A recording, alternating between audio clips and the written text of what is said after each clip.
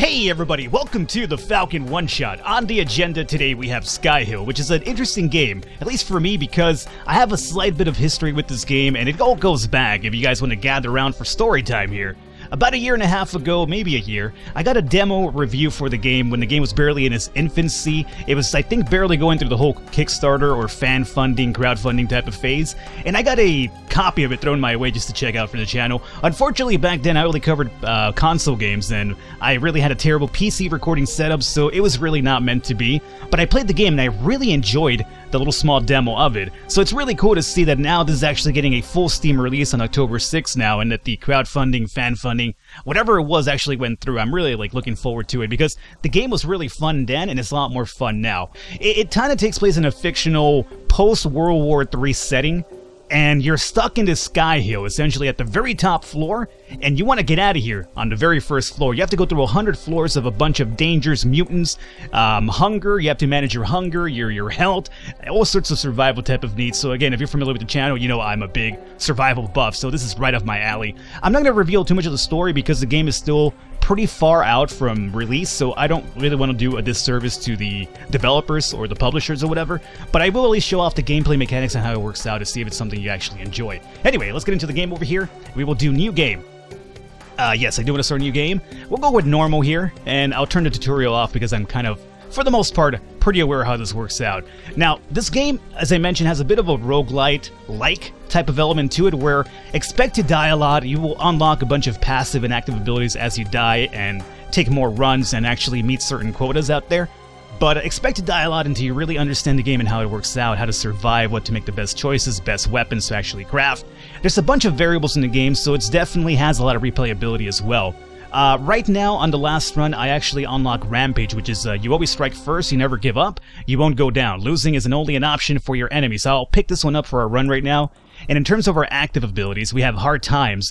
Even when things get tough, your body won't quit. For the next 10 turns, your actions are free, which sounds pretty good. No reason not to pick these up, so I will. We could go, obviously, vanilla here, but I want to give myself a bit of an edge to show off more of the game for you. So, all this done, let's go over here to survive. There'll be a little bit of a cutscene here, which I am going to skip, just for the premise of trying to keep spoilers out of the video itself. Alrighty guys, and here we go. We're at the very top of the skyscraper. We're essentially over here in the base of operations for us. Get familiar with this room because you'll be doing a lot of returning back here to either sleep to get some more health back or to actually do some crafting. Now mind you, what's really cool about this game, you can actually craft on the fly. But there are going to be certain type of objects that you have to craft that are only going to be available to you from the home base itself, so you could craft some items down here on the fly, but some will be required for you to come back here, so you'll be coming back here to regain health and also craft certain items as we go forward here. The elevator works as a way of a shortcut, because every single time, like for instance right now, I'll show you.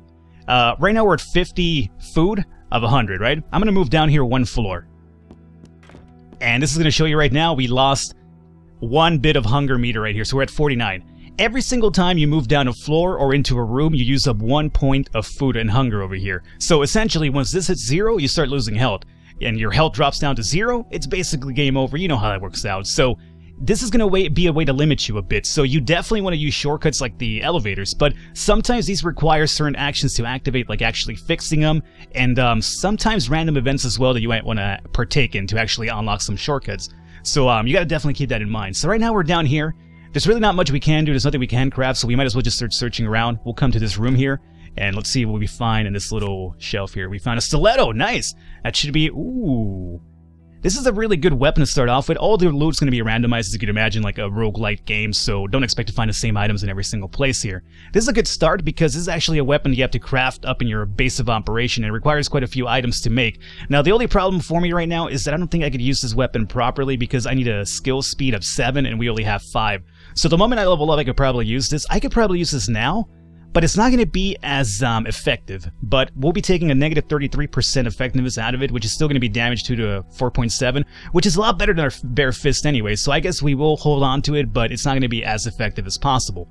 So let's go forward over here. We check this out. Great. And again, every single time you move from room to room, it does cost some food. It's a bit silly. Yeah, obviously, who gets that hunger from walking from one room to another?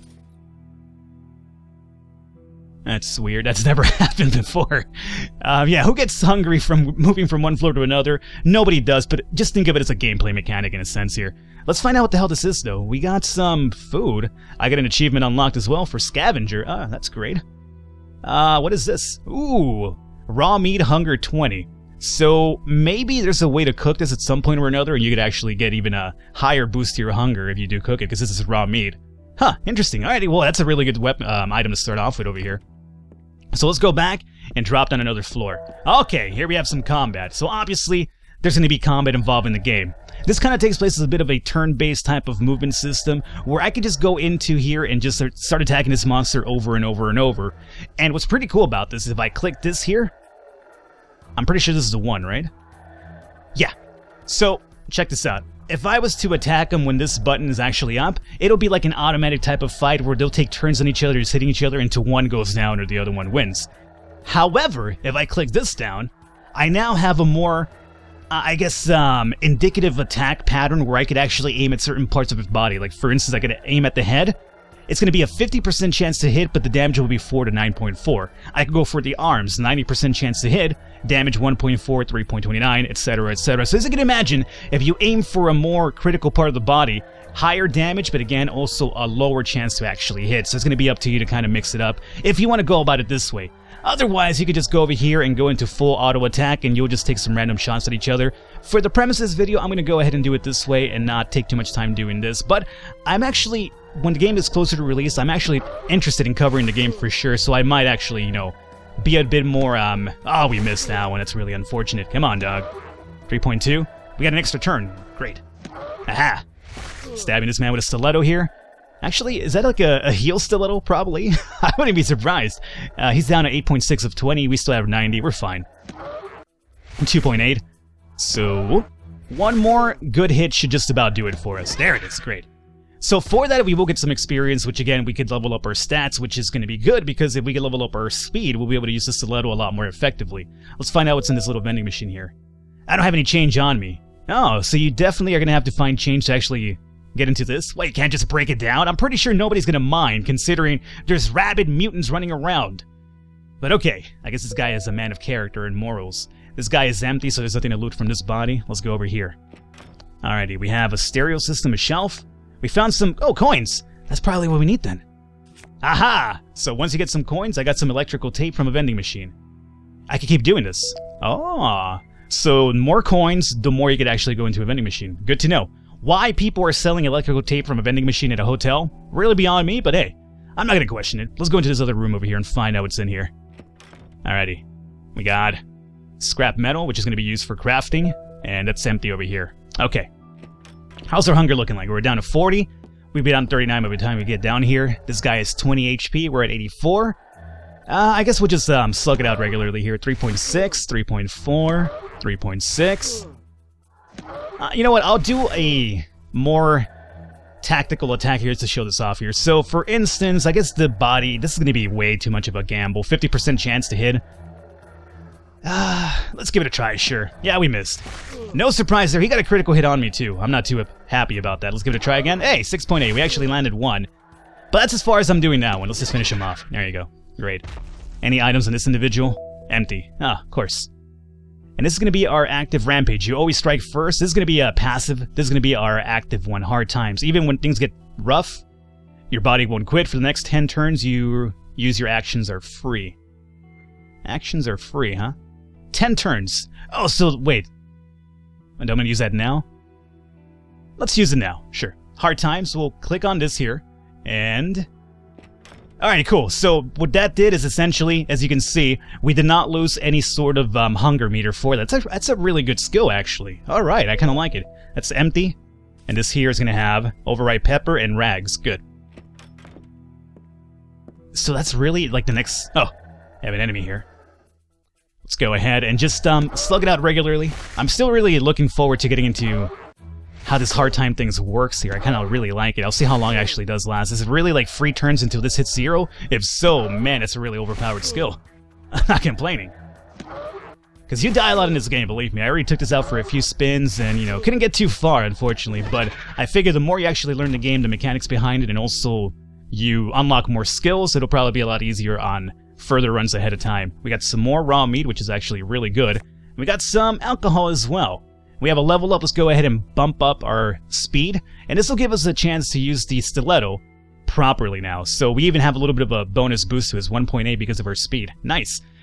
We have 2 more points left over. Let's see if that actually increases a bit more. Actually, let's go for accuracy so we actually hit these attacks more often. Great. Our hunger's at 39.